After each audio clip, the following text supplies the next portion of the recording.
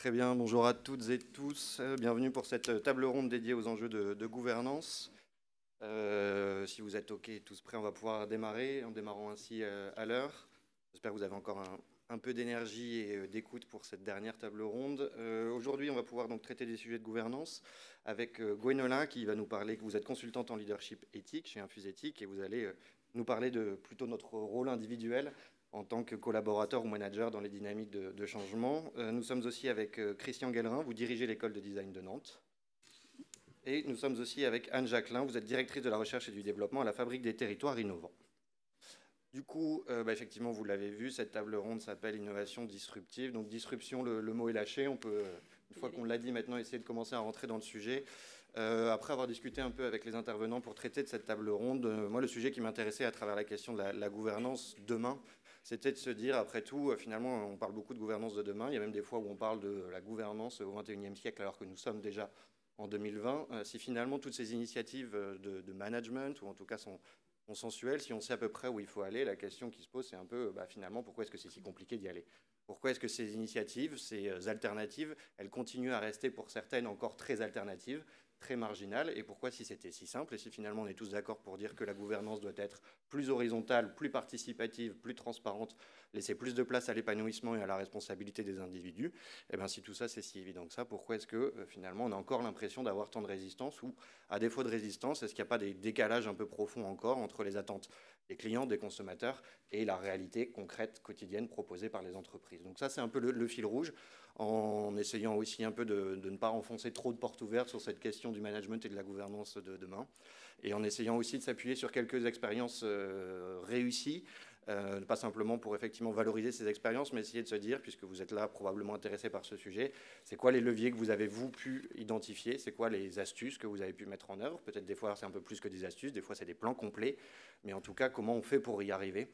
Et quels sont les leviers, en tout cas, dans vos expériences personnelles qui ont été réellement déterminants? Donc à tour de rôle, après, vous demandez de vous présenter, de présenter un peu vos structures.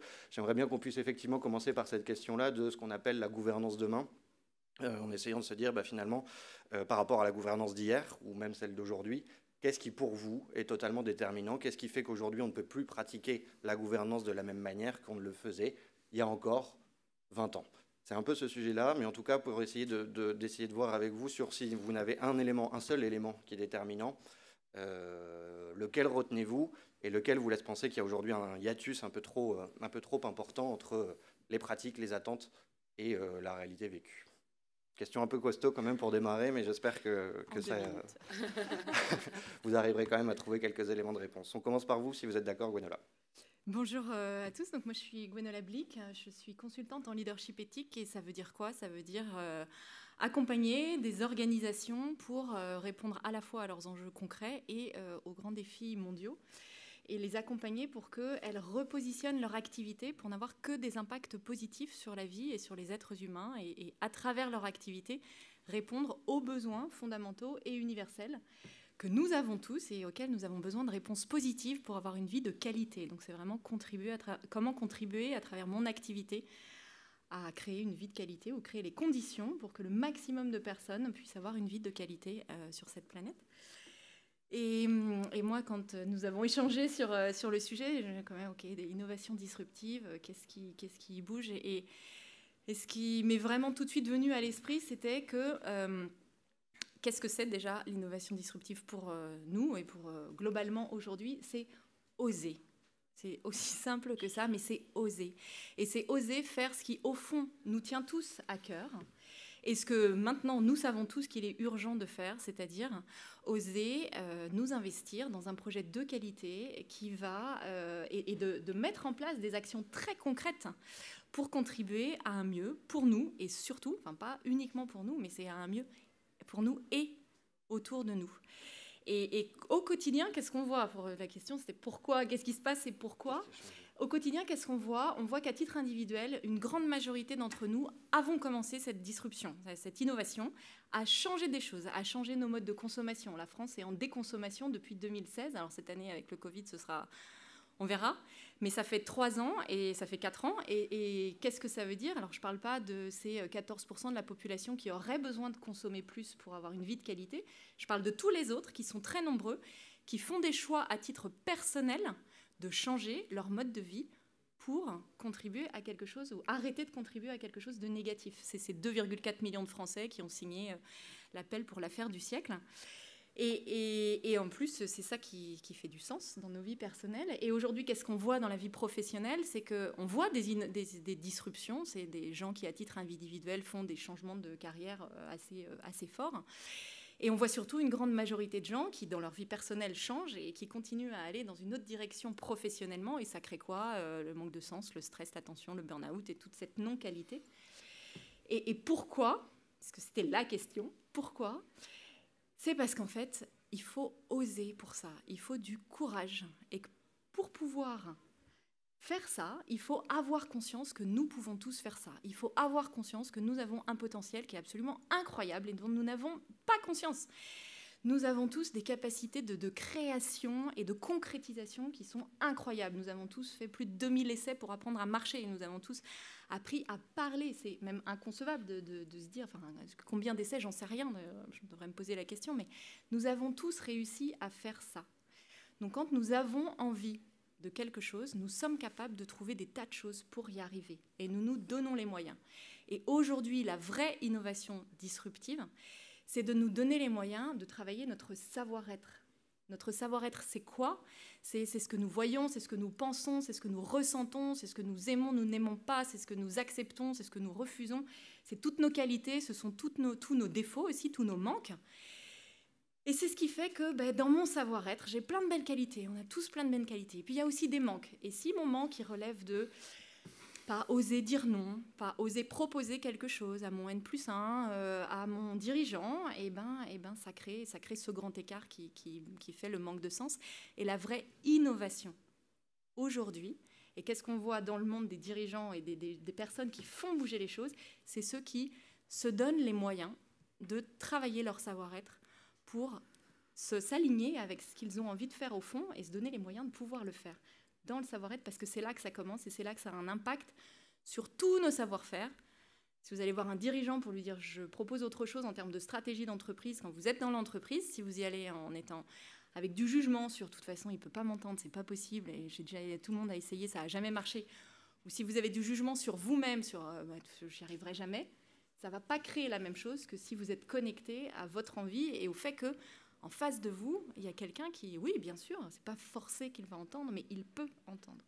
Donc la vraie innovation disruptive pour le leadership éthique, et après concrètement on verra des exemples, c'est vraiment de se donner les moyens de travailler le savoir-être, parce que c'est là où il y a le plus grand levier et la plus grande efficience.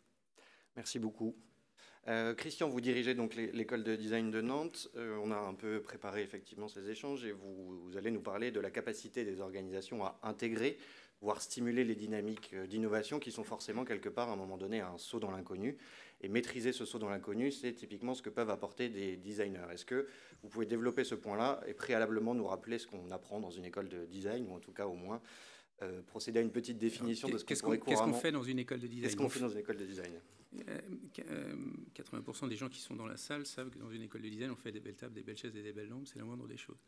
En fait, on fait bien plus que ça fait partie de notre métier évidemment, mais on se pose la question des nouveaux usages de demain et comment on va travailler à partir de ces usages sur des spéculations et des scénarios de vie autour de ces nouveaux usages.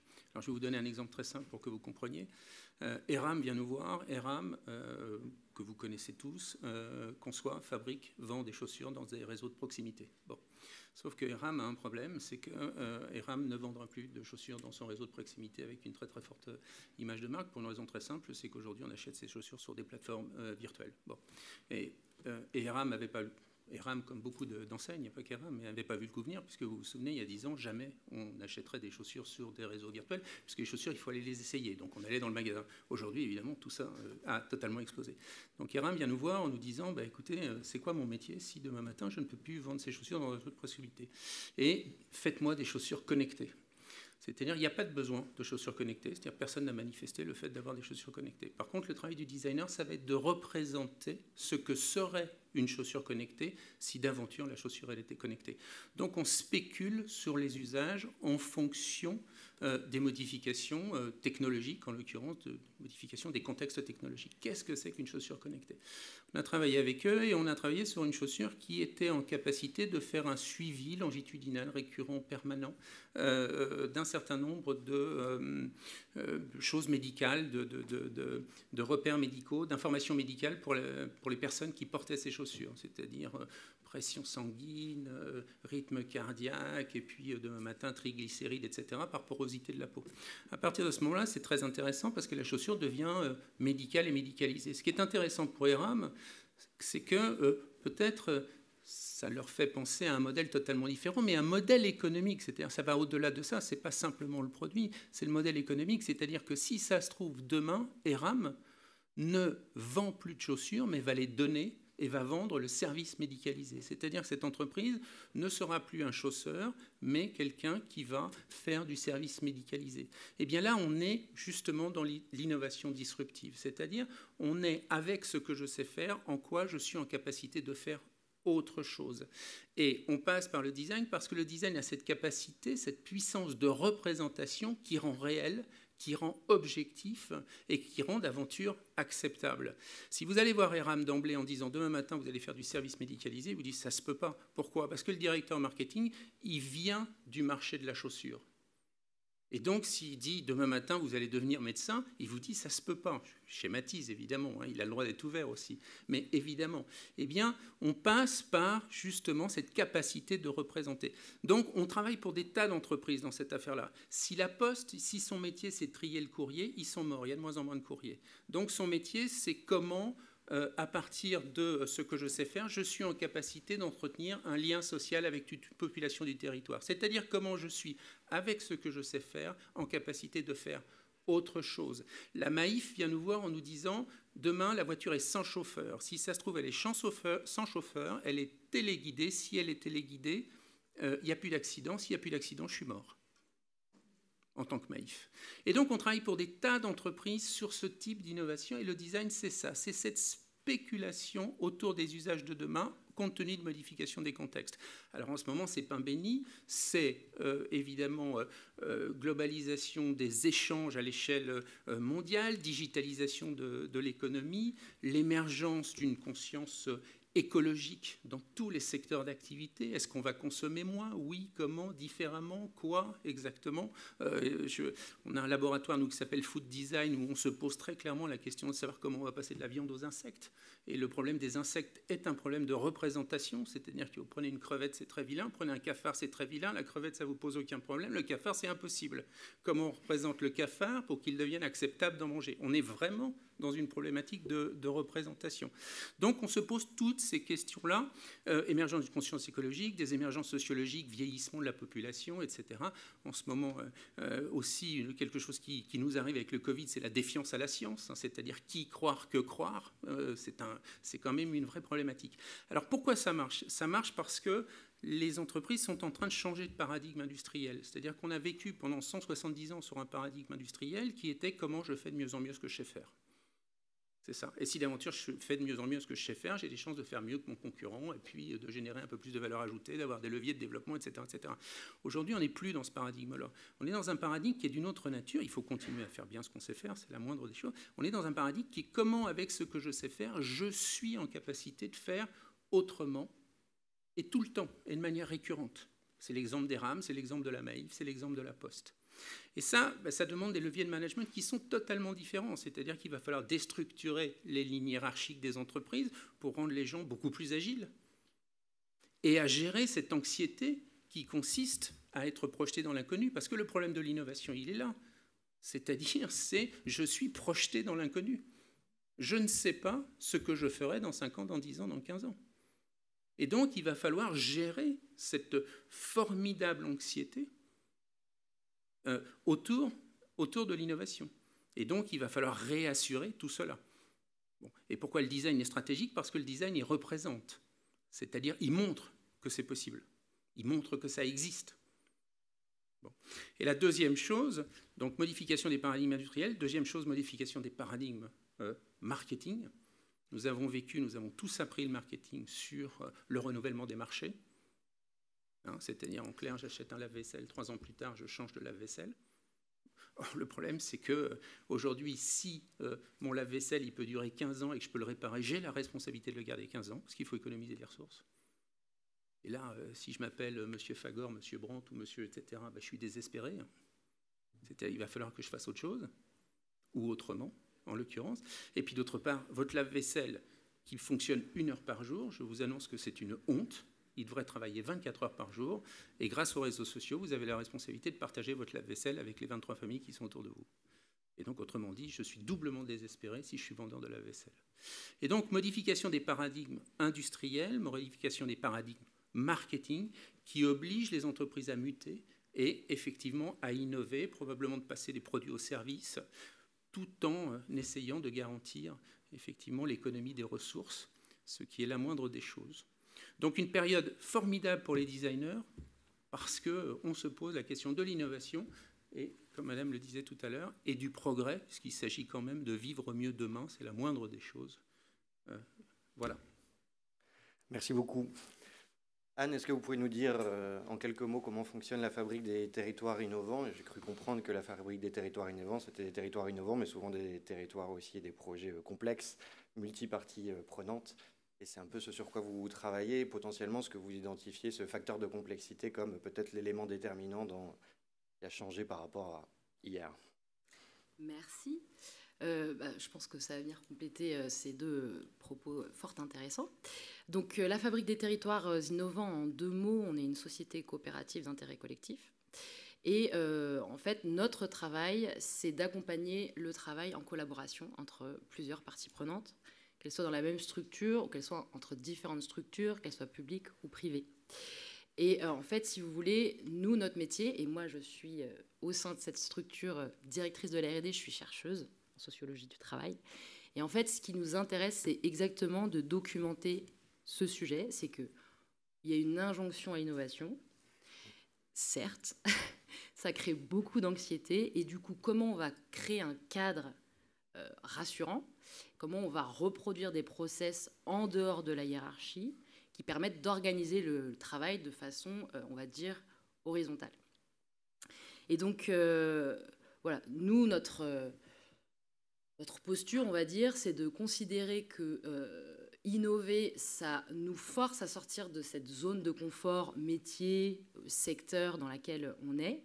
Du coup, il va falloir qu'on se mette en dialogue et en élaboration avec d'autres acteurs avec lesquels on ne parle pas la même langue, on n'a pas le même rapport à l'emploi, le même rapport au travail, on ne va pas mettre les mêmes choses derrière les mêmes mots.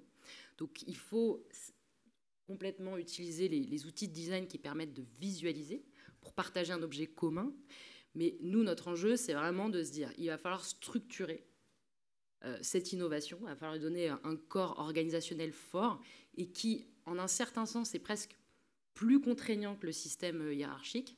Alors, si on reparle de gouvernance, nous, on distingue en gros 3 types de gouvernance, c'est-à-dire il y a un peu la gouvernance statutaire, la gouvernance managériale et la gouvernance opérationnelle. Et en fait, souvent, c'est un espèce de mélange qu'on se donne. Et bon, déjà, il faut se dire à quel niveau je me situe là dans cette intervention ponctuelle. Est-ce que mon objet, c'est d'avoir un nouveau statut et du coup, dans mon mode de prise de décision en AG, entre 2 AG, qui est-ce que j'implique? Est-ce que j'implique des salariés? Est-ce que j'implique les parties prenantes de ma filière? À quel point ils vont, on va dire, documenter la prise de décision? Ça, c'est un aspect. Il y a aussi l'aspect de comment je finance mon capital. Il faut quand même savoir que c'est vrai qu'aujourd'hui, sur les modalités de financement des entreprises, les modèles les plus collaboratifs n'ont pas encore vraiment trouvé des modèles de justification qui attirent le capital. Ça, c'est un problème. On pourra parler avec les scopes qui ont du mal à se financer. Il y a le sujet du management et donc cette intermédiation entre l'injonction à l'innovation. Il faut créer un nouvel produit avec telle filière, telle partie prenante. Et du coup, OK, comment moi je retraduis ça en termes opérationnels? Il faut avoir créé tel produit au bout de 18 mois. OK, qu'est-ce que ça implique? Ça implique de faire un prototype. OK, donc il faut que j'aligne quelles compétences, à quelle échéance. S'il faut aller chercher des compétences nouvelles, où est-ce qu'on va les chercher dans l'écosystème, etc. Donc il y a un travail de documentation à faire, en fait, de façon managériale. Et ensuite, il faut arriver à faire en sorte que les équipes opérationnelles, à qui souvent on demande de reproduire exactement ce qu'elles faisaient avant, tout en donnant un regard critique, tout en pouvant faire cet effort de réajustement pour justement faire cette chaussure connectée. Bon, il y a un moment où est-ce que dans ma semelle, je vais faire rentrer cette puce. Ça implique de discuter avec ces personnes qui sont opérationnelles, qui ne seront pas évaluées ni rémunérées sur leur capacité à faire rentrer la puce. Et donc, voilà, comment on va les associer au projet et comment à un moment, au niveau managérial et au niveau statutaire, on arrive à anticiper ce besoin de reconnaissance, de cadres sécurisés. Et du coup, voilà, nous, la Fabrique, on travaille avec finalement tout un tas de parties prenantes de différents secteurs. Si nous, on est la force, on va dire, collaboration, il faut qu'à chaque fois, on arrive à créer des outils et méthodes qui permettent de créer un espace pour que la personne dans l'usine puisse créer une chaîne qui intègre une pièce connectée. Il faut qu'on arrive à faire en sorte que ce soit reconnu dans le process de valorisation managériale, mais il faut aussi faire en sorte que derrière les différentes entités qui vont rejoindre ce projet arrivent à garantir qu'elles vont y passer un certain temps, qu'elles vont engager un ensemble de savoirs qui resteront sa propriété, mais qu'en effet, à la fin, on aura quand même des savoirs communs qu'on arrivera à valoriser dans une propriété partagée. Sous quelle forme, avec quel type de rémunération, etc., etc. Parce que la dimension prise de risque est toujours importante à documenter, tant sur la valorisation de l'investissement financier que l'investissement en temps ou en savoir-faire. Voilà, si j'ai pu donner quelques billets sur... Et donc, en gros, nous, ce qu'on pense à la Fabrique, c'est quelque part, il faut structurer, renseigner, processer cette innovation. Et si on regarde ce qui se passe... Alors, dans la question, c'était les 50 dernières années, mais c'est assez intéressant quand on recherche dans les différentes filières économiques. Il y a quand même beaucoup de choses qui existent, qui ont été mises en place et pensées, et quelquefois, il suffirait d'adapter, quoi. Et donc, on se rend compte que là, on est vraiment dans l'innovation sociale. En fait, on prend des anciens usages et on se les réapproprie. Et ça peut être largement suffisant à plein d'égards. Voilà. Merci beaucoup. Gwenola, est-ce que vous pouvez nous donner un petit exemple concret d'une intervention que vous avez pu faire? Et ce contexte-là, je pense que vous l'avez dit, il y avait deux volets dans votre message sur le fait d'oser. Il y avait à la fois de temps en temps le fait d'oser dire non, et puis il y avait aussi le fait d'oser construire une alternative, de la mettre en place, d'en assumer les conséquences positives ou négatives. Donc là, évidemment, on a choisi un exemple où tout finit bien. Mais est-ce que vous pouvez nous en dire un peu plus sur cet exemple-là? Et j'aurais une deuxième question, c'est sur cette relation un peu à l'audace ou au courage individuel. Qu'est-ce que finalement les managers, probablement un certain nombre qui sont présents ici, ou les entreprises peuvent faire pour stimuler ou au moins ne pas freiner ces changements s'ils sont d'abord un ressort individuel? Merci. Un exemple, en fait, l'exemple que j'ai eu envie de partager avec vous sur comment l'innovation disruptive commence avec des impacts énormes, commence vraiment par un travail sur le savoir-être. C'est l'exemple d'un laboratoire pharmaceutique dont je ne peux pas dire le nom, bien entendu. Et en fait, au sein de ce laboratoire pharmaceutique, il y a une stratégie qui est mise en place dans le monde entier.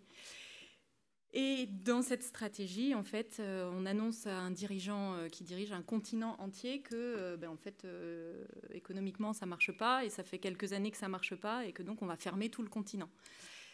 Et là, lui, en fait, il était en train de se former au leadership éthique. Et donc, il se dit, OK, d'accord, première réaction, oulala, en fait, ça fait plein de gens, ça fait toutes les familles de toutes ces personnes.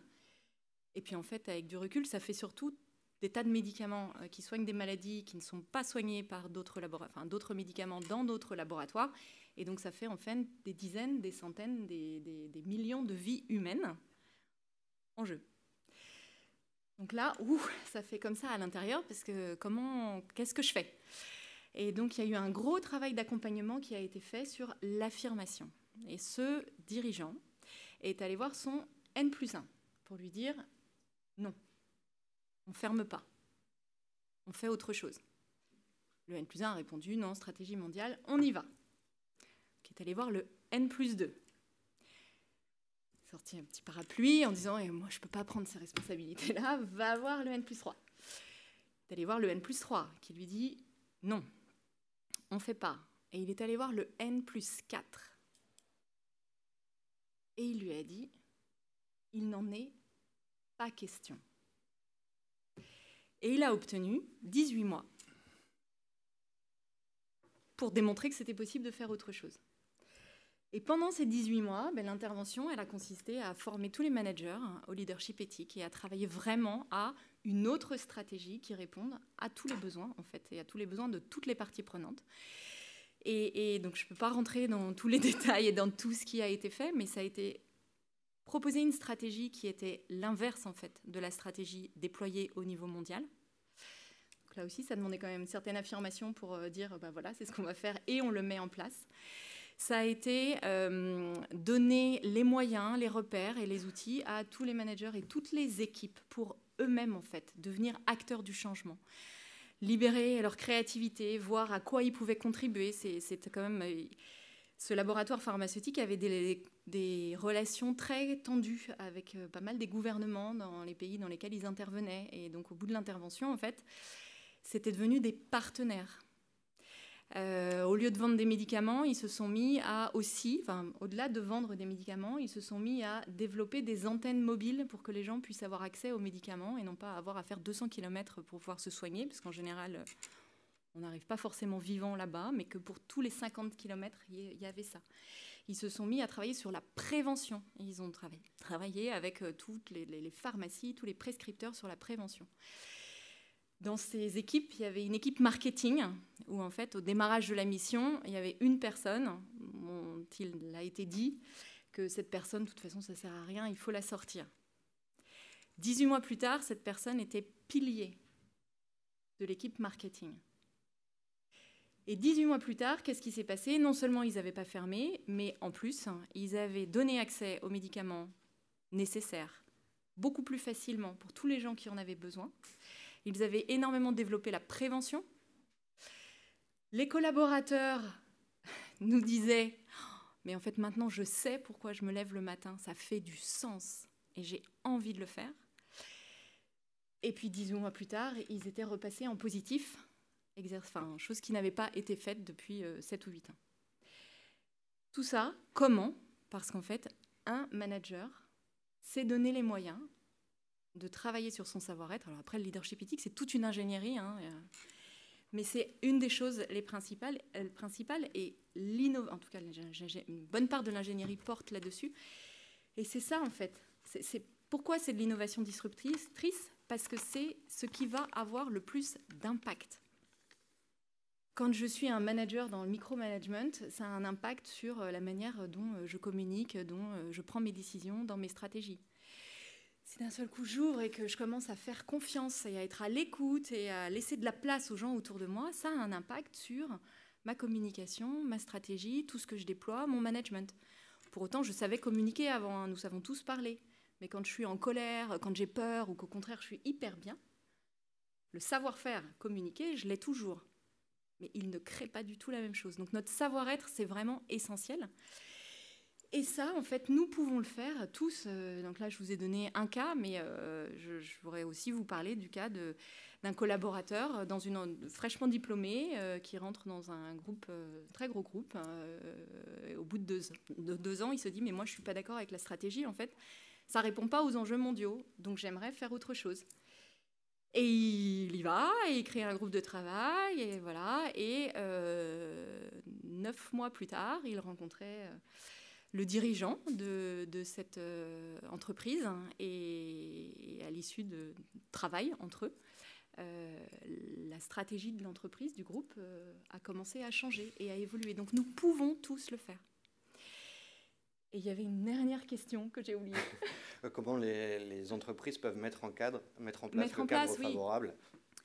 C'est vous donner les moyens, vous tester, découvrir. Voilà, maintenant vous savez que vous avez tous un potentiel incroyable, donc allez-y, testez, faites-vous plaisir, osez, vous allez voir, c'est super. Et puis déployez, donnez-vous les moyens aussi. Il y a des choses qui, forcément, je vais vous parler du leadership éthique parce que je sais la qualité que ça crée, mais vraiment donnez-vous les moyens. Et puis en fait, la meilleure des choses quand même, c'est l'exemplarité. Et c'est à peu près la seule chose qui marche. C'est de vous mettre en mouvement vous-même, d'en parler à vos équipes, de les autoriser à se mettre en mouvement et d'être transparent sur vos réussites et de les célébrer, parce que c'est chouette et de célébrer celles de vos équipes. Et puis c'est ça qui consolide et c'est ça qui fait qu'on avance et que nous construisons des choses qui deviennent solides. Et puis la transparence et la sincérité sur les difficultés, sur ok, là j'y étais pas, j'ai raté, mais je recommence. Et après c'est la cohérence qui va faire la constance, le fait de continuer dans le temps, en fait. Et puis surtout, faites-vous plaisir.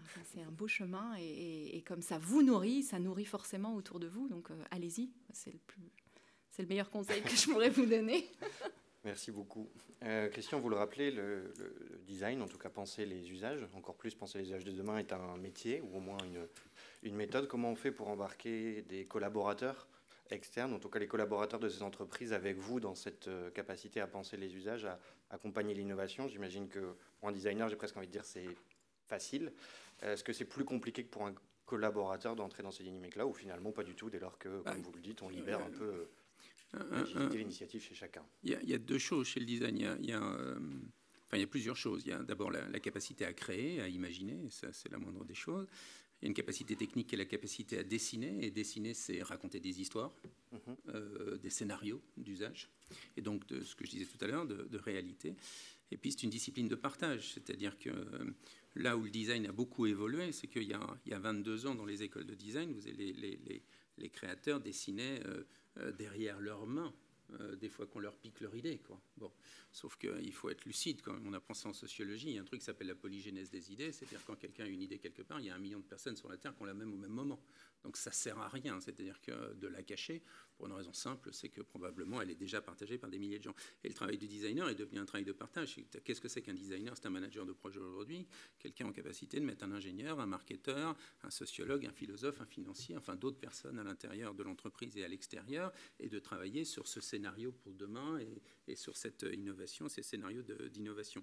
Et en ce sens-là, c'est assez intéressant parce que l'une des difficultés qu'on a sur les entreprises pyramidales hiérarchisées, c'est justement la capacité des commerciaux à travailler avec les gens de la production avec les financiers, parce que l'entreprise n'est jamais qu'un carrefour d'intérêts contradictoires, c'est-à-dire que tout le monde essaie de défendre son propre intérêt. Bon, avoir une fonction transversale justement vertueuse qui consiste à se poser la question de savoir comment on va vivre demain et ce qu'on va faire demain est assez intéressante parce elle transgresse ces enjeux de petits intérêts tactiques qui sont contradictoires. Mais par rapport à cette question-là,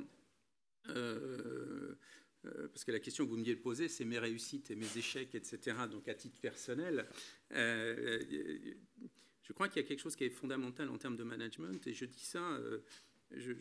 quand j'enseignais le management pas très loin d'ici, il y a quelques années, je disais un des trucs les plus difficiles à faire, et en fait, j'étais pas très sérieux en disant ça, c'est faire faire. Et je me suis rendu compte que, alors faire faire, c'est un truc de feignant, quoi. C'est-à-dire, c'est faire faire par les autres, quoi. Bon, bref.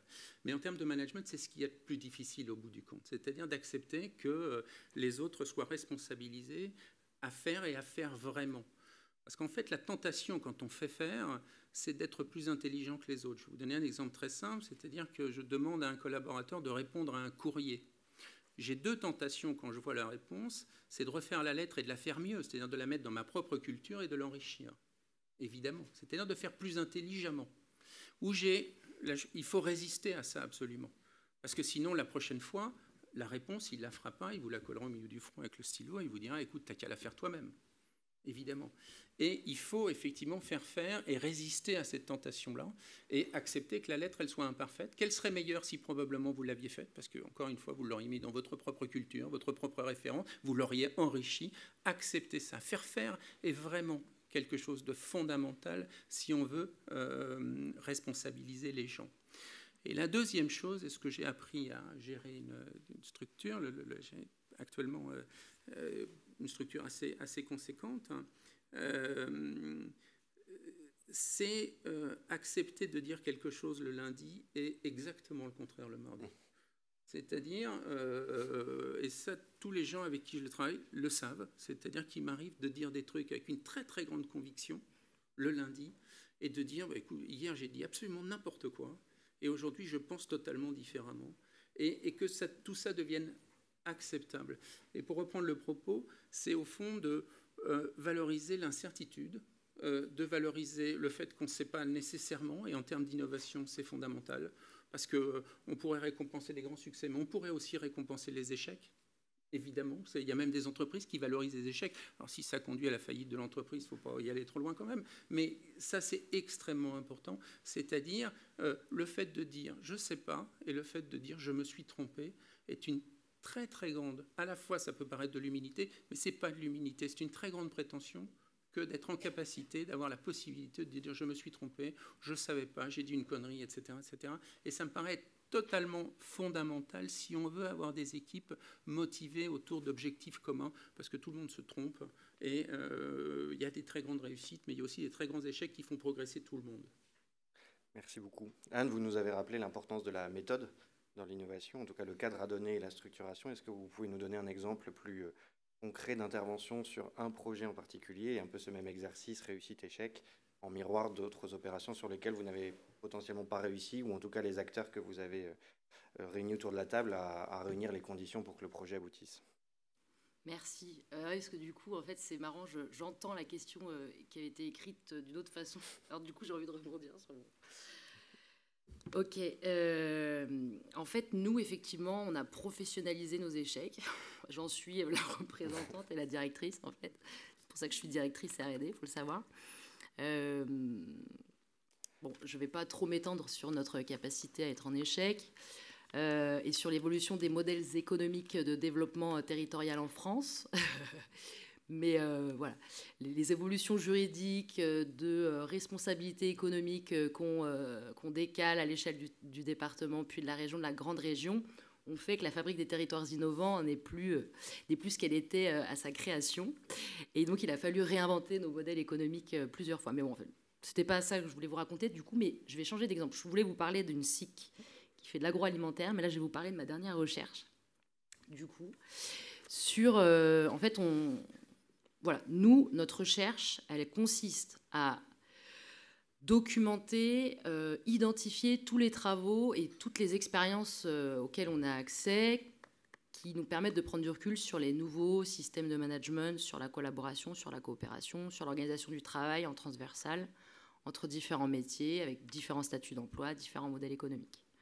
Et donc, à un moment, on s'est dit, waouh, il y a un concept en sciences de gestion qui est génial, c'est la méta-organisation. Je fais court, c'est intéressant, mais il n'y a pas grand-chose à lire pour l'instant là-dessus. Mais en gros, on s'est dit, tiens, on va s'intéresser à toutes les personnes qui ont une réflexivité et qui ont formalisé des enjeux sur... on crée une structure à plusieurs, quoi, et on assume dans la gouvernance le fait d'être plusieurs. Nous, on est une SIC, par exemple, c'est ce principe-là. On a plusieurs entités juridiques qui se réunissent au sein de cette SIC. Qu'est-ce qui fait qu'à un moment, je prends du temps de gestion de ma propre structure que je vais donner pour une filiale, une méta-organisation, une autre organisation que je vais piloter avec d'autres entreprises, quoi.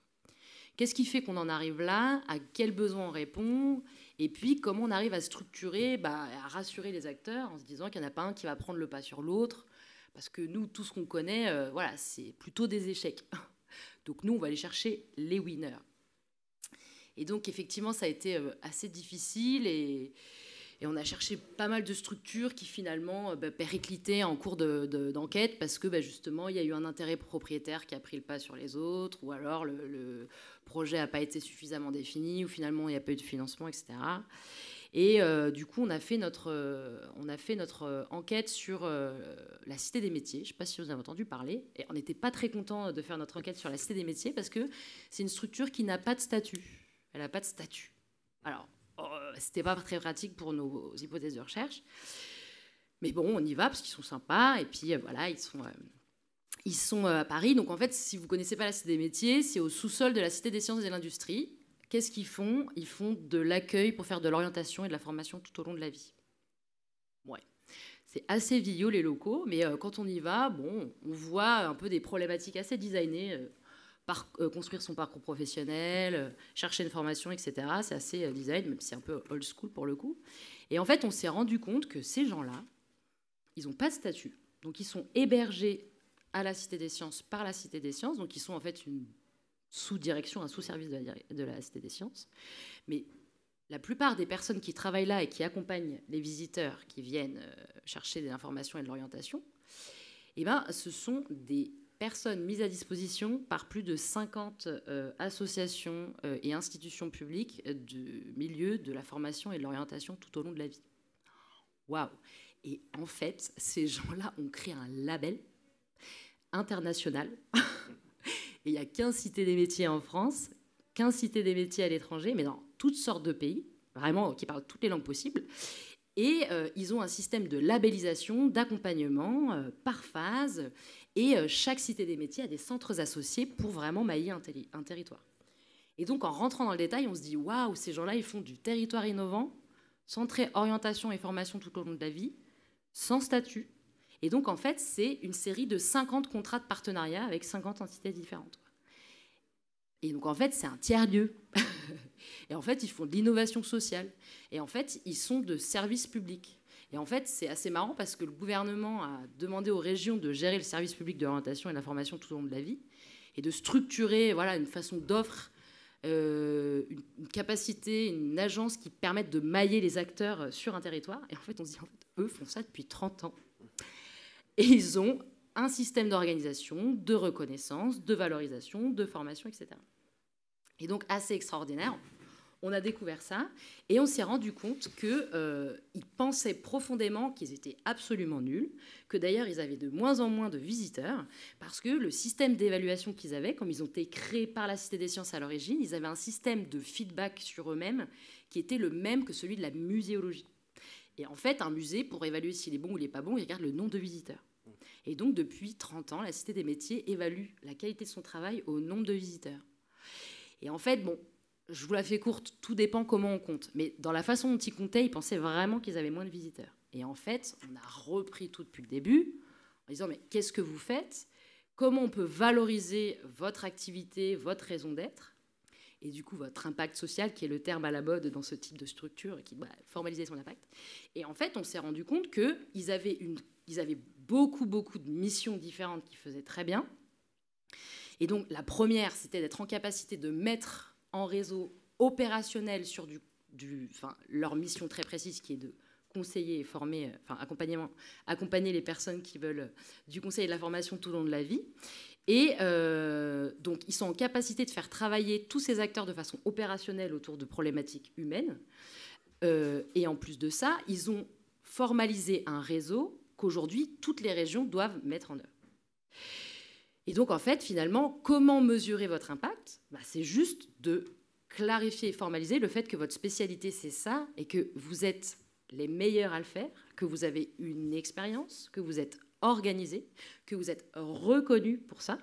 Et en fait, lâchons le dénombrement, le petit compteur à l'entrée de cet espace qui, en plus de ça, est aussi complètement en ligne. Donc, imaginez bien, voilà.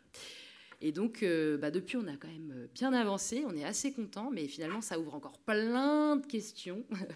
Et ça, après, c'est l'objet d'une recherche, c'est que ça ne s'arrête jamais. Mais c'était la petite expérience réussie de cette dernière année. Merci beaucoup. Je pense qu'il nous reste quelques minutes ou secondes avant la fin de la table ronde. Est-ce que vous avez des questions à poser à nos intervenants? Je n'en ai pas en ligne. Oui, je vous en prie.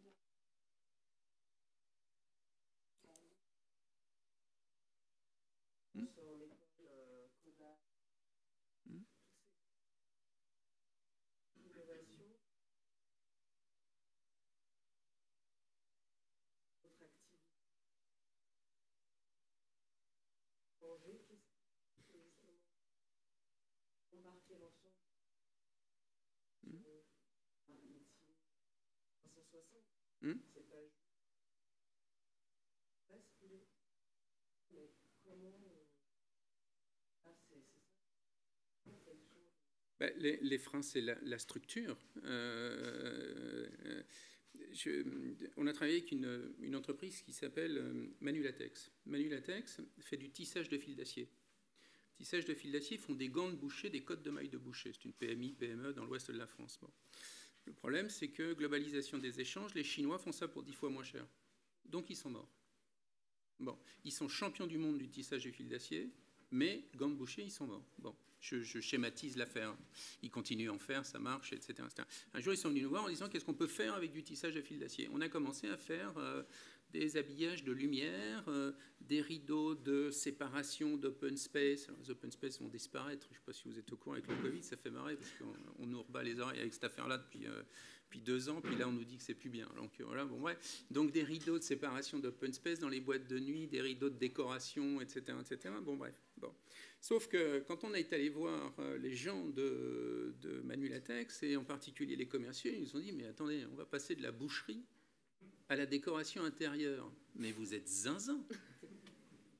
C'est-à-dire que, en fait, les commerciaux étaient bouchés, ils venaient de la boucherie, connaissaient parfaitement. Ils étaient rémunérés sur leur connaissance du marché, les gens qui connaissaient leur pénétration du marché, etc. Le directeur marketing était vent debout contre cette affaire-là. Et donc, il y a des résistances internes absolument extraordinaires, sans compter qu'il y a des résistances législatives, c'est-à-dire que vous êtes sur une convention collective qui est la convention des bouchers, et vous allez passer sous une autre convention collective qui est celle de la déclaration intérieure ou quelque chose de cette nature-là. Donc vous avez des freins énormes au changement. C'est extrêmement compliqué, sans compter que c'est extrêmement anxiogène. C'est-à-dire le principal problème, c'est ça. Si vous dites la poste, un postier, c'est pas rien la poste en France quand même. Hein. C'est-à-dire, moi je suis d'une génération où il y a 15 ans, il n'y avait pas une entreprise au monde, sinon la Poste française, qui, alors que vous postiez un truc à Strasbourg à 17h le soir, vous l'amenait au fin fond de la Sarthe, à Malicorne, etc. Le lendemain matin, il n'y avait pas une entreprise au monde qui était capable de faire ça, sinon la Poste. Bon, aujourd'hui, il n'y a plus de courrier, ils perdent 6 à 8% de marché par an. Donc, autrement dit, ils sont totalement obligés. Le problème, c'est que tous les postiers qui ont vécu sur cette mythologie qui était le tri postal, ben, effectivement, c'est incontestablement un frein. Et il ne faut pas leur en vouloir. On sera à leur place, on ferait pareil. Il faut aller dans un bureau de poste aujourd'hui pour savoir qu'on ne sait plus ce qu'on y fait. On y fait du colis, de la banque, on vend des timbres, on vend des stylos, on vend des carnets machins de couleurs, etc., etc. Mais vous imaginez la personne qui est derrière le guichet, ça doit être épouvantable à vivre. Et les freins, ils sont là, c'est-à-dire qu'ils sont sur ces équipes qu'il va falloir emmener à faire autre chose. Voilà. Donc les hiérarchies pyramidales ne sont pas adaptées à ça. D'autant que le directeur marketing, pas chez Manu Latex, parce que le type est très intelligent, mais dans des tas, vous avez des tas de gens qui, menacés, vont non plus jouer un rôle de management positif, mais vont jouer un rôle de petit chef. Évidemment. Et dans la hiérarchie, c'est pas les patrons qu'il faut, enfin, c'est pas le supérieur hiérarchique qu'il faut démolir. Vous savez, on passe des trucs où il faut pyramidal, il faut que ce soit tout plat maintenant, etc., etc. Bon, c'est terrorisant quand c'est tout plat. À un moment donné, il faut quelqu'un qui soit en mesure de prendre une décision quand même dans cette affaire. Le problème, c'est les petits chefs qu'il faut. Or, quand vous avez quelqu'un qui est effectivement en situation de management, commence à stresser, à être anxieux pour son poste, parce que, etc., etc., il va se comporter comme un petit chef et c'est humain. Et en fait, il y a énormément de difficultés. C'est pour ça que les designers sont facilitants parce qu'ils représentent le changement. Donc, ils lavent un peu cette anxiété qui consiste, ben oui, c'est possible. C'est possible. C'est-à-dire, si on te montre que des rideaux, des machins, des trucs, ben oui, c'est possible que tu le fasses, quoi. C'est possible que tu le fasses. Mais c'est incontestablement très compliqué. L'innovation, c'est compliqué. Parce qu'il faut en plus accepter qu'on se plante. Il faut accepter qu'on se plante. Hein ?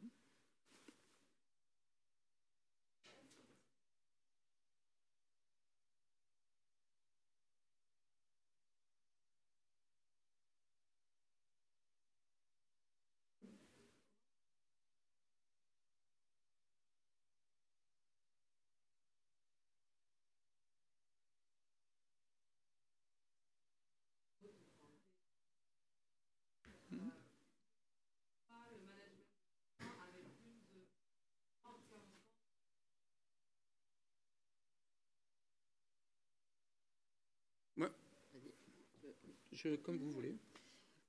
Merci pour cette question que je trouve vraiment très intéressante, parce qu'on l'a vécu là tous en fait. Et ce qui est assez intéressant, c'est que grosso modo, il y aurait 3 types de schémas en fait. Il y a le schéma de ceux qui avaient déjà un peu structuré cette relation à distance, à la fois dans l'offre et dans la relation, parce qu'il y a la relation au client et la relation aux collègues. Donc il y avait déjà, c'est un peu l'idée du design, quoi, qui s'était représenté, qui avait séparé, projeté des différents espaces-temps en fait, dans lesquels ça se produit, quoi. Il y a ceux pour qui, en fait, quelque part, l'offre n'étant tellement pas transposable sur le numérique, qui ont vécu un peu le crash test en direct. Et puis, il y a ceux pour lesquels la question ne s'est même pas posée parce que, du coup, ça a mis en péril complètement l'activité, quoi. Et en fait, c'est un peu ce qui va devoir se passer aujourd'hui. C'est dans quelle mesure on peut mettre en œuvre l'espace-temps avec le client, l'espace-temps avec les collègues, considérant que ça implique forcément de repenser l'activité et les valeurs qu'il y a derrière. Et du coup, je rebondis encore sur la Cité des métiers, mais eux, typiquement, ils accompagnent les personnes les plus précaires et une grosse partie des gens qui reçoivent, c'est des personnes qui sont en situation de migration. Donc, ils n'ont pas accès à des ordinateurs pour avoir ces échanges. Et ben, en fait, ils se sont rendus compte que, en revanche, il y a un truc qui est très facile à avoir, c'est le téléphone. Et qu'en fait, au téléphone, quelque part, on a gagné quelque chose dans la relation de confidentialité de proximité qu'on n'avait pas en devant se déplacer dans le lieu.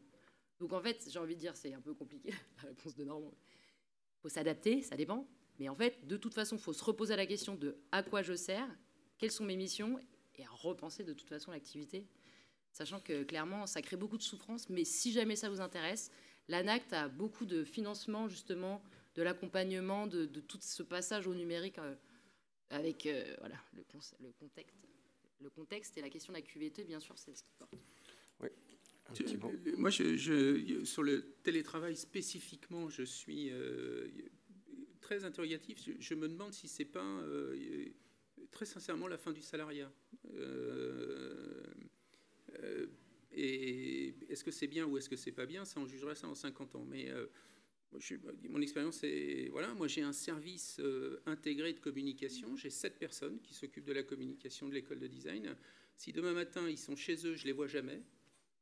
Est-ce que je vais travailler avec des salariés que je vois jamais? Est-ce que j'ai pas intérêt à payer des gens à la mission et auto-entrepreneurs? Ça, il va falloir être très prudent sur les prosélytes du télétravail.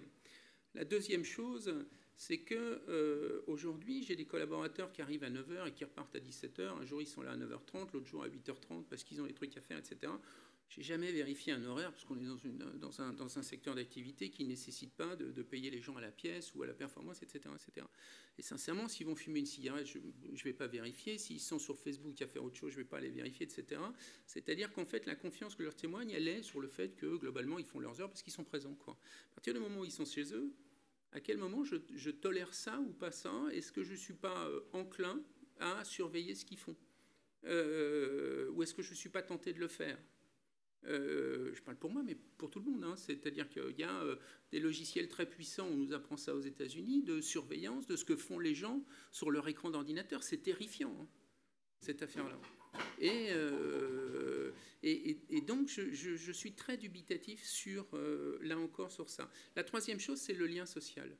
C'est-à-dire que qu'est-ce que ça veut dire de travailler chez Peugeot si j'y vais jamais? Qu'est-ce que ça veut dire, je suis dans le monde étudiant, moi, personnellement, qu'est-ce que ça veut dire de faire Subdeco Dijon si je suis à Amiens et que mon prof, il est à Francfort? Bon. Et là, il va falloir se poser la question de tout ce qui est de l'image de marque, de la puissance de la marque, hein, et du lien social. Alors, ce qui est très marrant, c'est qu'on a, nous, un labo, par exemple, hein, qui s'appelle City, sur l'évolution des bâtiments. Et on est en train de créer des bâtiments dans lesquels il y a tout un étage dédié au télétravail, de gens qui recréent du lien social, mais qui sont multi-employeurs ou multi-enseignes ou multi-entreprises. De manière à recréer du lien social. C'est-à-dire, je vais au boulot, je ne vais pas dans mon usine à moi ou dans mon entreprise à moi, mais je vais quelque part où, effectivement, je suis dans un univers laborieux et je recrée du lien social structurant. Alors, je ne suis pas en train de faire de la morale, je ne suis pas en train de dire qu'est-ce qui est bien, qu'est-ce qui n'est pas bien dans cette affaire-là. Je suis en train de dire qu'on vit une période assez troublée autour de cette affaire-là. Et je conseille aux gens qui sont les prosélytes du télétravail de se poser clairement les conséquences de cette affaire. Je ne suis pas en train de dire que c'est mal. Hein. Je crois qu'on peut le faire. Je crois que c'est bien dans certains cas. Mais il faut être prudent sur cette affaire-là, me semble-t-il. Le mot de la fin est pour vous, afin qu'on libère la salle pour qu'il puisse faire il y a une autre intervention après. Juste après. Ah bon, ben Si, allez-y. Moi, j'avais juste envie de vous dire que, en prenant un peu de recul, en fait, c'est important de voir qu'à un moment, c'est un outil aussi. Et qu'un outil, ça sert à ce qu'on en fait. Un marteau, c'est fabuleux pour planter un clou, et puis ça peut tuer quelqu'un. Donc, c'est un outil, ça reste un outil. Et donc, pas confondre une modalité de travail et un principe. Et voilà. Et donc, à quoi est-ce que nous contribuons ensemble quand nous travaillons ensemble? Et puis dans les modalités, il y en a plein, dont le fait de les intelligences artificielles, le fait de le télétravail, ou quelle que soit la modalité. Et tant qu'on reste centré sur la finalité, sur le principe en fait, sur l'objectif et sur ce à quoi on veut contribuer, et on contribue ensemble. Du coup, ça permet de remettre les choses à leur place et de voir les modalités telles qu'elles sont. Et là, en plus, ça ouvre des pans de créativité énormes. Et ça permet aussi d'avoir la modération et de trouver le bon équilibre qui va être différent en fonction de mon activité, en fonction de ma structure, en fonction du degré de maturité des personnes dans l'équipe, des besoins de chacun. Donc voilà, toujours essayer de prendre un peu de recul sur de quoi est-il question au fond. Merci. Merci beaucoup. Merci à tous. Bonne fin de journée.